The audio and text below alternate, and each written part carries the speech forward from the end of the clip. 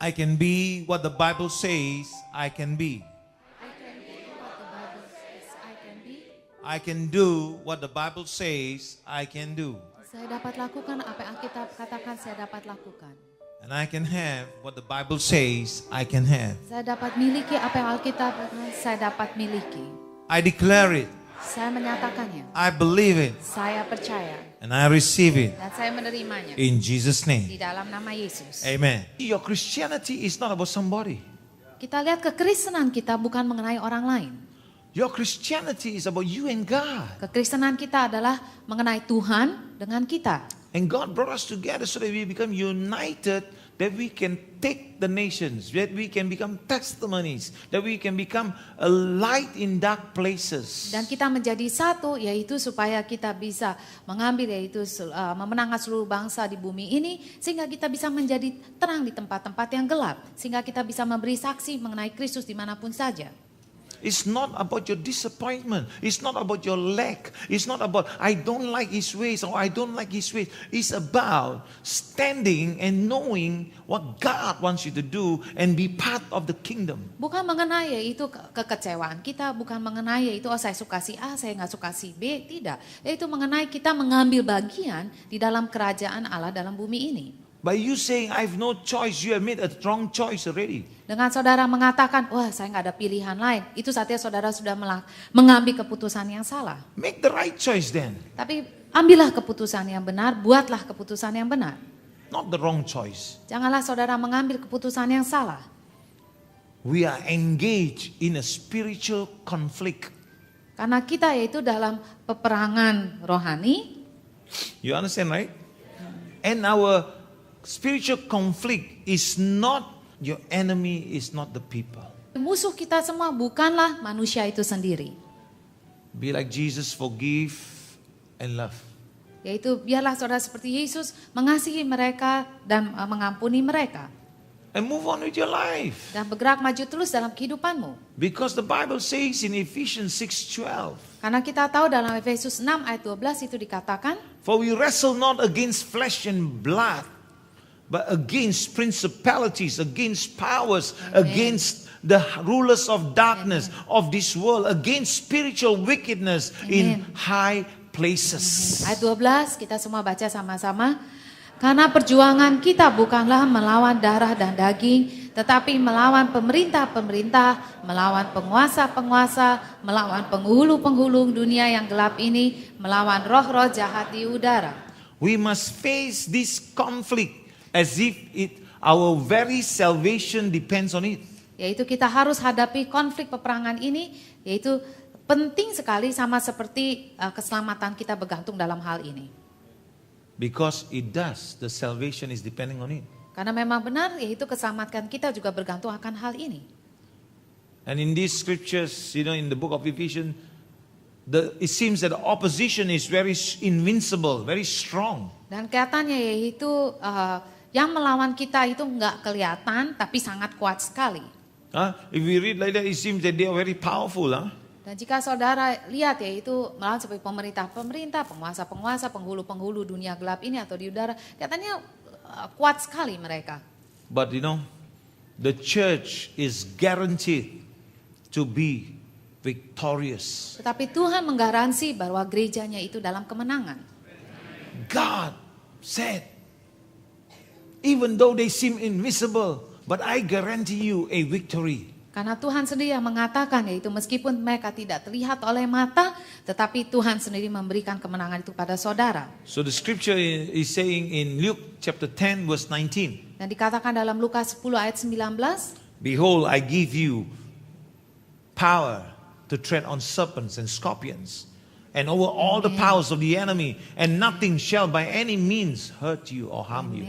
Ayat 19 satu suara, sesungguhnya aku telah memberikan kuasa kepada kamu untuk menginjak ular dan kalajengking dan kuasa untuk menahan kekuatan musuh sehingga tidak ada yang akan membahayakan kamu. Amen. Wow. So you see the promise is there. It's a guarantee. Nothing can harm you if you stand on the word of God, if you stand on the word that God is saying. Jadi saudara lihat itu garansi daripada Tuhan, itu jika saudara berdiri atas firman Tuhan tidak ada satupun yang dapat membahayakan saudara. Now next point, let's see. The one thing the enemy of our soul wants us to do is more than backslide. Yaitu satu hal yang terakhir yang iblis mau saudara berada di tempat itu, selain daripada di mana saudara mundur secara rohani. More than backsliding is to be stagnant. Ialah untuk saudara seperti air tergenang berada di tempat saudara. I know backslide means everybody knows I walk away from God. I'm doing what the world wants to do. I walk away. I don't want to follow Jesus so much anymore. Kita tahu ya itu kalau kita mundur dalam rohani, kita mengatakan, oh pokoknya saya nggak mau ke gereja lagi dah, saya nggak mau urusan apa-apa sama gereja dah, pokoknya udah dah. But stagnant is different. Tetapi kalau orang yang stagnan artinya diam berada di tempat mereka berada seperti air tergenang. Let me give you a few points on this. Number one. Nomor satu, He wants us to become satisfied with being faithful to God enough to ease our conscience. yaitu karena yaitu iblis mau, yaitu kita puas berada di mana kita berada, tetap setia kepada Tuhan, hanya cukup untuk yaitu supaya kita menenangkan pikiran kita. Our conscience is happy, so okay. Jadi pikiran kita, ya pokoknya kita udah tetap setia ke gereja, ya sudahlah. Number two, Nomor dua, pray just enough to feel good about ourselves. yaitu kita doa hanya cukup-cukup saja, hanya untuk merasa, oh pokoknya kita udah doa, udah cukup lah. Jadi berasanya udah enak. Somebody asked me, Pastor, would you pray for us of this? Oh yeah, I say you must pray, you know. Oh yeah, I've already prayed. Yaitu ada orang mengatakan pada Dr. Paul, tolong doakan saya buat mengenai ini. Orang itu langsung Dr. Paul, iya benar kamu sih doa. Tapi orang itu menjawab, iya tapi saya udah doa. You know, they feel comfortable with their prayer. Now they want you to pray for them. Artinya mereka udah nyaman di mana mereka telah doa, tapi mereka sekarang mau Dr. Paul yang doa. The devil wants you to tell you, pray is enough. I feel good about what I did. I prayed 1 hour. I'm happy. I'm satisfied. And the devil is happy with you. Stay that way. Okay, never mind. Iblis suka dengan saudara memiliki pikiran, yaitu, oh saya udah doa, oh udah cukuplah hari ini 1 jam doa, udah cukuplah. Yeah. Number 3, Nomor 3, worship and praise just enough to put on a good show. yaitu saudara memuji Tuhan, menyembah Tuhan, hanya cukup-cukup saja untuk orang lihat bahwa, oh ya dia udah memuji dan menyembah Tuhan.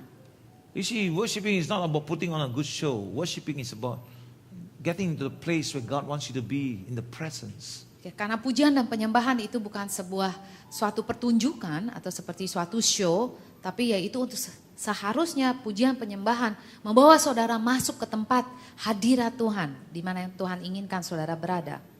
So you see, the Christian is satisfied where is stagnant actually. Jadi saudara lihat yang digarisbawahi pada poin ini ialah kalau saudara atau orang Kristen yang puas berada di mana saudara berada, sebetulnya saudara tuh seperti yang dikatakan dalam tempat ini. Saudara artinya seperti udah diem aja, stagnan. Saudara berhenti di mana saudara berada, kayak air tergenang sampai situ saja. See, God is never like that. Tapi Tuhan orangnya tidak seperti itu. He wants us to continue to grow, continue to move, Tuhan continue to push. Maunya yaitu kita bertumbuh lebih lagi, kita memaksakan diri lebih lagi, Having more of Him. yaitu untuk mendapat lebih serupa daripada dengan dia, lebih lagi. Don't become like this. You know, if one day you have to go, the Lord asks you to leave the church. Oh, I'm so happy. You know, I'm free and no need to pray anymore. No need to go intercession anymore. That's not progress. That's digress. Yaitu janganlah saudara menjadi orang oh saya keluar dari gereja ini, oh saya senang sekali karena saya nggak usah doa syafaat lagi, saya udah bebas. Itu saudara bukan progres maju, tapi saudara itu malah lebih mundur sebetulnya. Oh, how's life? I'm so good, you know, I'm so blessed, you know now. Yeah, you ask anybody, ask them, they will tell everything is good. Oh, praise the Lord, hallelujah. Oh, good man, I'm blessed.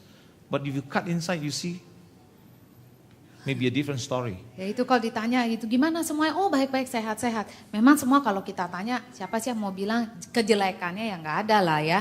Tapi kalau saudara bagi dua lihat hatinya beda lagi ceritanya. See, God is not concerned about your riches or your gold or your silver. Karena Tuhan tuh nggak pusingkan dengan kekayaan saudara atau pusingkan mengenai emas atau berapa banyak perak yang saudara miliki. Or how many house you have. Atau yaitu wah berapa banyak rumah saudara miliki. If you have more than one house, you should sell the other one and give to God. Kalau saudara punya lebih dari satu rumah, jual yang satunya kepada dan beri pada Tuhan. That's what the Bible tells you. Karena itu apa yang Alkitab katakan. You can stay in 2 houses at one time. Apakah saudara bisa tinggal diam di dalam 2 rumah dalam waktu yang bersamaan? Cannot. Nggak bisa. So why are you keeping it? Dan kenapa saudara tetap memegangnya? So you need to grow inside to know who your God is. Jadi dari sebab itu secara rohani itu kita perlu bertumbuh untuk kita lebih mengenal siapa itu Tuhan kita. Oh, Pastor, you preach that you also got to do. Of course, we do it. Also, never Dan mind. saudara mengatakan, oh kalau pendeta khotbah seperti itu, pendeta juga harus melakukan. Memang dilakukan. Have to. Karena harus. It's not because of the pastor. It's because of the person that believe in Christ. That's all. Bukan karena pendetanya, tetapi yaitu karena saudara percaya di dalam Kristus. Dari sebab itu saudara melakukan. We stand on the word of God. We do what we can. Move on and build. Push yourself towards God. Grow in the Lord.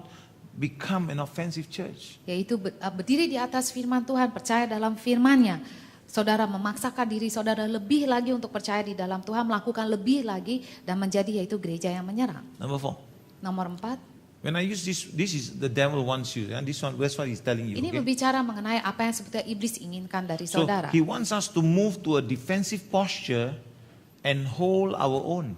Yaitu karena iblis mau saudara yaitu dalam tim yang defense hanya mempertahankan segala sesuatu apa yang milik saudara. Pegang erat-erat segala sesuatu yang milik saudara. Like this, I don't lose any, I don't gain any, I'm happy. Yaitu karena ada orang yang oke, pokoknya saya nggak kehilangan apa-apa, tapi saya juga nggak bertambah apa-apa. Pokoknya saya udah puas, tenang di mana saya berada. But that's not what God wants you to be.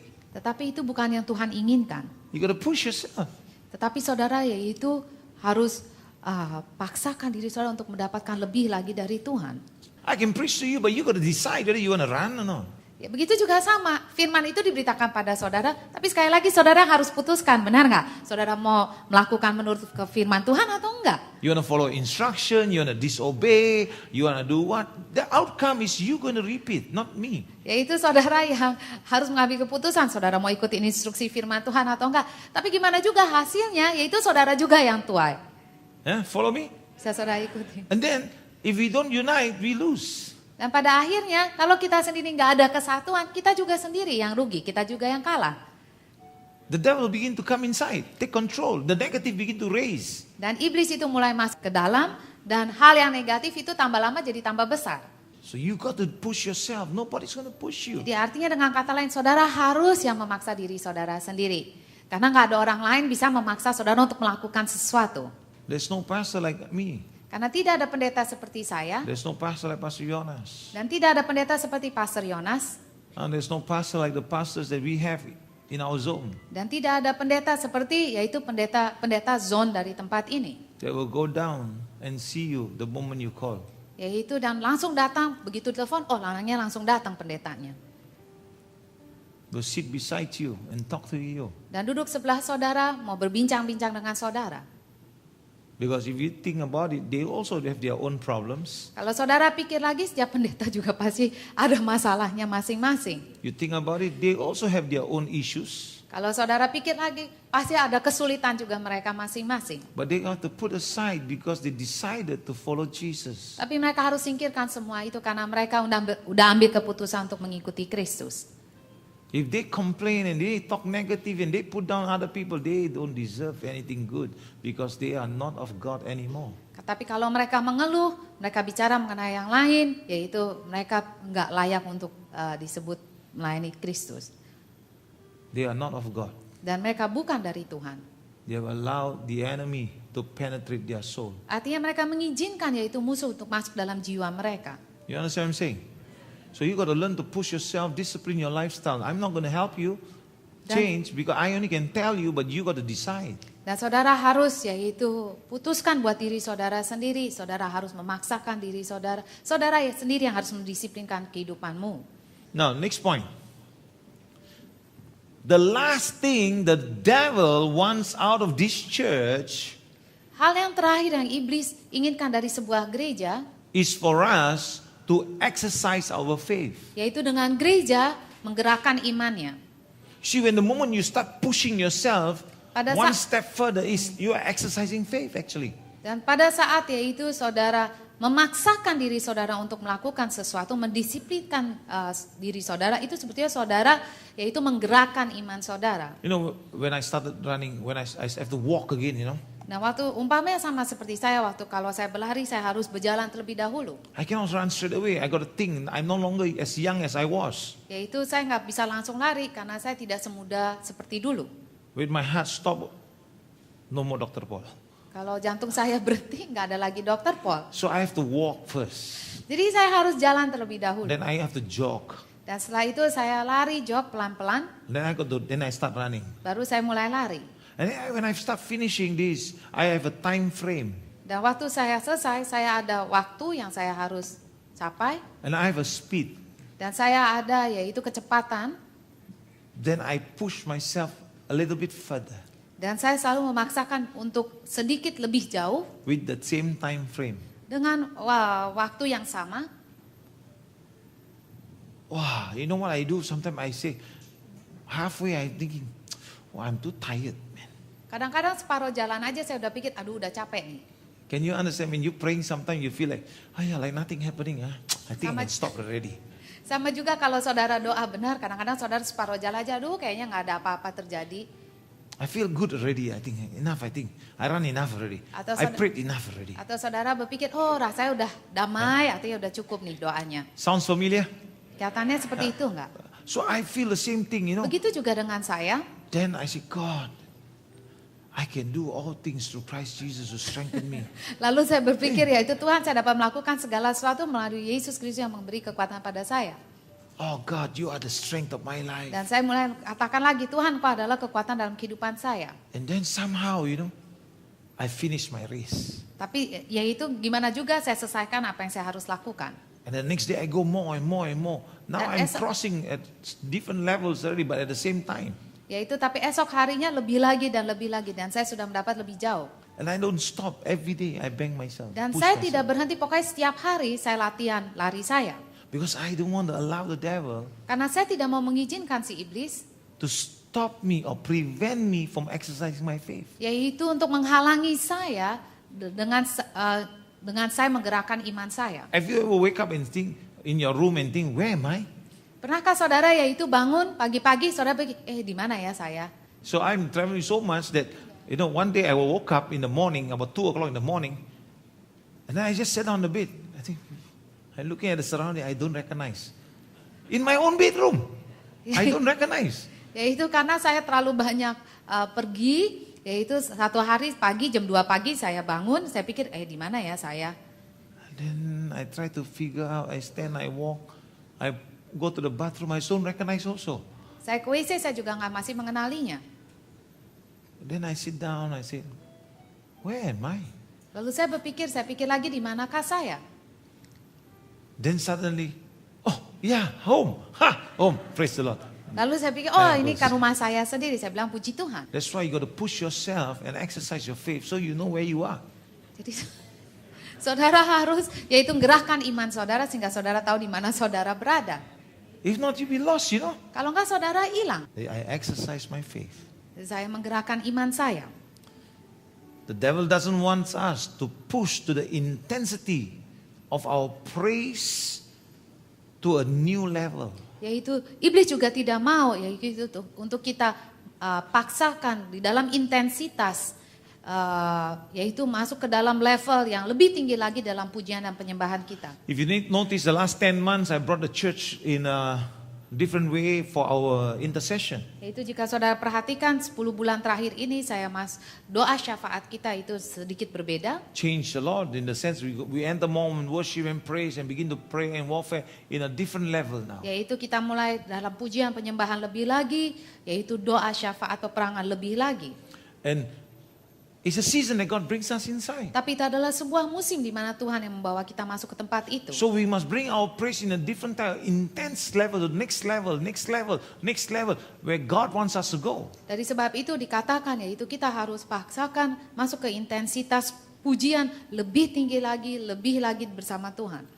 Next point, the devil doesn't want you to pray until something happen. Dan hal yang berikutnya adalah iblis tidak mau saudara terus berdoa sampai sesuatu mujizat itu terjadi. You want your miracles? Saudara mau mujizat saudara? How desperate are you? Berapa besar keinginan saudara untuk melihat mujizatmu? That will cause you to pray and pray and pray and pray and pray until something happen. Itu yang membuat saudara terus berdoa sampai benar-benar mujizat terobosan itu terjadi. Or we say, I already prayed. Atau saudara dengan mudah mengatakan, oh saya sebetulnya udah berdoa. Oh yeah, I prayed already. Yeah. I want this miracle, but I already prayed. That's telling me that you are not desperate enough. Yaitu kalau ditanya, ya benar mesti bilang kayak tadi, contohnya yang tadi, saya udah berdoa, artinya itu nggak cukup untuk saudara menginginkan mujizat itu terjadi. You gotta really pray and really pray that God will intervene for you until something happen. Don't stop and wait for, oh yeah, I prayed already today. Every day I pray about 10 minutes for this. Come on, you really desperate, pray through until something happens. Yaitu saudara benar-benar mau mujizat saudara, benar-benar berdoa sampai mujizat saudara benar terjadi. And the devil does not want you to grow. Dan iblis tidak mau saudara bertumbuh. Do you know that when the more you pray, some more trouble come? Saudara perhatikan, tambah banyak saudara doa kayaknya tambah banyak masalahnya datang. And you notice not? Many of you notice not? When you stop praying, there's no problem at all, huh? Dan kelihatannya kalau saudara nggak berdoa, kayaknya nggak ada masalah. Amen. Huh? You notice that? Saudara perhatikan. Everything seems nice, happy. Katanya semua jadi baik-baik saja. You know what's happening? Saudara tahu apa yang terjadi? All the cacing are coming alive in you and eating from the inside. Semua cacing itu menjadi hidup di dalam saudara dan makan saudara dari dalam. And then one day, boom, gone everything. That is why, the devil wants to make you stagnant. You see, when you don't pray, you're not so faithful. You see God blessing you, so much of blessing, so much of breakthrough, so much of this, so much of that. That is all you're looking for then.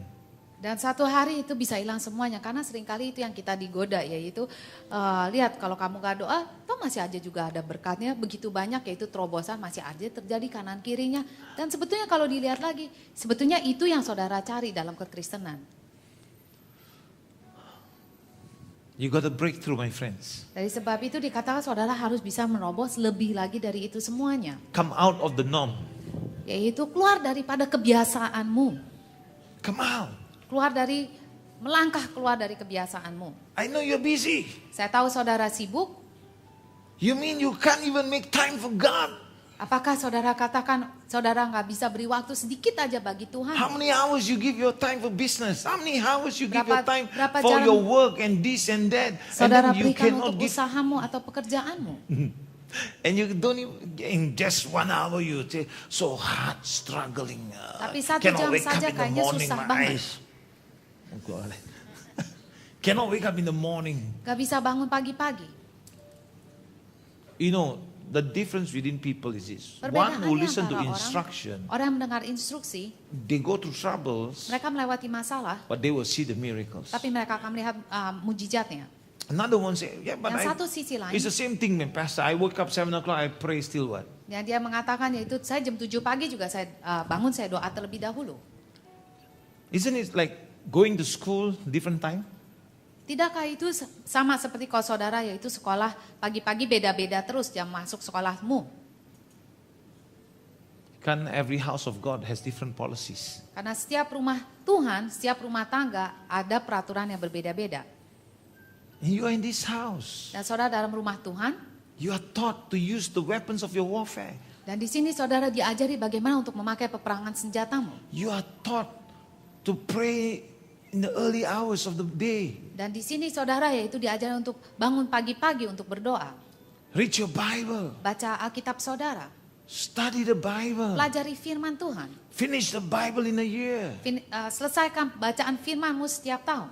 The benefit is not the church alone. Yaitu keuntungannya bukan gereja saja. The benefit is to you first. Yaitu keuntungannya terutama untuk dirimu sendiri. That you will understand Him. Sehingga saudara lebih mengerti siapa Tuhanmu. And when you understand, you can go to the pub, you can go to the clubs and you Saudara can bisa have ke fun. klub, You saudara think bisa you ke are bar. lying to who, you're cheating who. Saudara itu berbohong kepada siapa? Saudara menipu siapa? You only deceiving yourself, nobody else. Saudara hanya menipu dirimu sendiri, bukan kepada siapa-siapa lagi. You only destroying you. You cannot destroy the church. Church is always going to be alive. Yaitu saudara hanya menghancurkan dirimu sendiri, saudara tidak menghancurkan gerejamu. Church belongs to Jesus. Dan gereja itu adalah milik Yesus. And if people destroy the church, if you a good Christian destroy a church for what? You must be a devil dong. Dan jika saudara adalah orang Kristen yang baik, saudara menghancurkan gereja, itu sebetulnya apa sih keuntungannya? Can you imagine Saudara bisa bayangkan, if I destroy Pak Mohan's name jika saya menghancurkan nama Pak Mohan, and then I expect to go to heaven and meet him? dan saya mengharapkan untuk masuk ke surga dan bertemu dengan Pak Mohan di sorga. Can you imagine that? You hate somebody because they kill you or they deceive you or they rob from Kau you. membenci orang karena mereka yaitu mencuri daripada saudara atau mereka membunuh saudara. And then you put them down, you destroy their name because you are hurt. Dan saudara menghancurkan nama dia karena saudara tersinggung atau terluka hatimu. Who is going to make it to heaven? Sekarang pertanyaannya, siapa yang bisa ke surga? The one that repents. Dia yang bertobat. That is why if you are a child of God, Dari sebab itu saudara sebagai anak Tuhan, somebody cheated you, ada orang yang menipumu, somebody abused you, ada orang yang menyalahgunakan saudara, atau you're not happy melecehkanmu, because you didn't get what you want. atau saudara nggak puas atau nggak suka karena saudara nggak dapat apa yang saudara mau. The church is always in a warfare. Dari sebab itu gereja selalu dalam peperangan. And then you have people, all kind of people in the church. Dan saudara, begitu banyak orang di dalam gereja ini. And that's why you need to walk with love. Dari sebab itu saudara perlu berjalan dengan kasihnya And your Tuhan. love will be tried. Dan kasihmu itu pasti akan diuji juga. And they say the trying of your faith. Dari sebab itu dikatakan ujian daripada imanmu. Your business will be tried. Usahamu atau tempat kantormu Because you juga are called akan a diuji. Christian. Karena saudara adalah orang Kristen. Your professionalism will be tried because you call yourself a Christian. Profesionalisme saudara atau keahlianmu juga akan diuji karena saudara mengatakan dirimu orang Kristen. Your prayer life will be tried because you call yourself a Christian. Kehidupan doamu juga akan diuji karena saudara adalah orang Kristen. You will be tried because whether you're going to follow instructions or not. Yaitu saudara akan diuji karena akan dilihat apakah saudara mengikuti instruksi dari firman Tuhan atau tidak. That's why I give you the instruction. Dari sebab itu saya memberikan saudara instruksinya. But you got to enforce it. I will not come and keep an eye on you. Yaitu tapi saudara yang harus mengambil keputusan, disiplinkan, paksakan diri saudara untuk melakukan hal tersebut. Karena saya nggak mungkin itu setiap hari periksain saudara. Once in a while I remind you, but Sekali-sekali saya mengingatkan saudara. you when you say yes, so I just believe only because you are accountable for you. Yaitu meskipun saudara mengatakan iya, ya saya percaya aja. Tapi sebetulnya kita tuh tanggung jawab untuk diri kita masing-masing. Yeah, that's why as a church we got to build correctly Dari sebab itu sebagai satu gereja kita harus membangun dengan benar. with the Lord. Dengan Tuhan.